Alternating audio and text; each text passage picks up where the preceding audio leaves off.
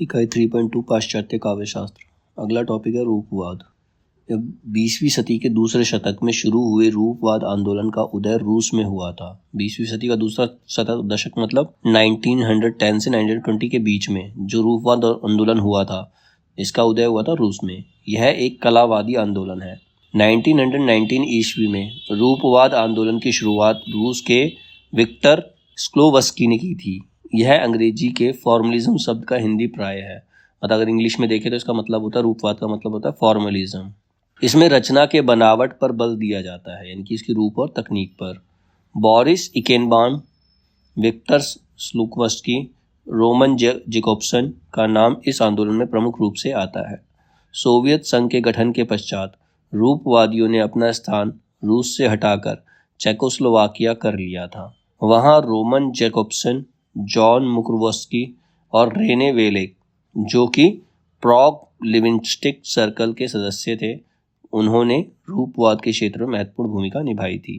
फिर है मॉस्को और पीटर्सबर्ग। रूपवादियों के दो प्रमुख केंद्र रहे हैं। तो रूपवादियों के दो केंद्र रहे, एक का नाम है मॉस्को, दूसरे का नाम है पीटर्सबर्ग। रूपवाद साहित्य को स्वायत्त और स्व केंद्रित मानता है। रूपवाद जो है साहित्य को स्वायत्त और स्व केंद्रित, मतलब अपने आप ही उसकी रचना होती है और उसका सेंटर भी वो खुद ही होता है। तो रूपवाद साहित्य को स्वायत्त और स्व केंद्रित मानता है। यह रचना को महत्व देता है, रचनाकार को नहीं।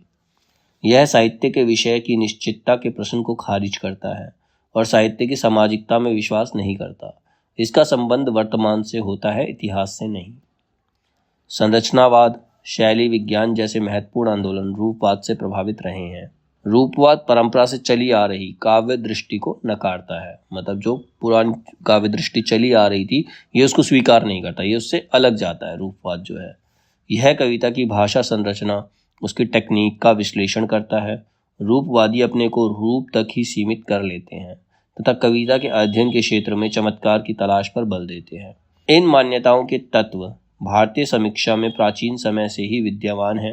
रीति और वक्रोक्ति संप्रदाय की भाषा संबंधी विशेषताओं की तुलना रूपवाद के भाषा संबंधी विचारों से की जा सकती है। अब इसमें दे रखा है कि रूपवादी जिस विरूपण की प्रक्रिया पर बल देते हैं, संस्कृत काव्य शास्त्र में रीति और वक्रोक्ति के नाना भेदों में भाषाई विरूपण के उसी स्वरूप के दर्शन होते हैं।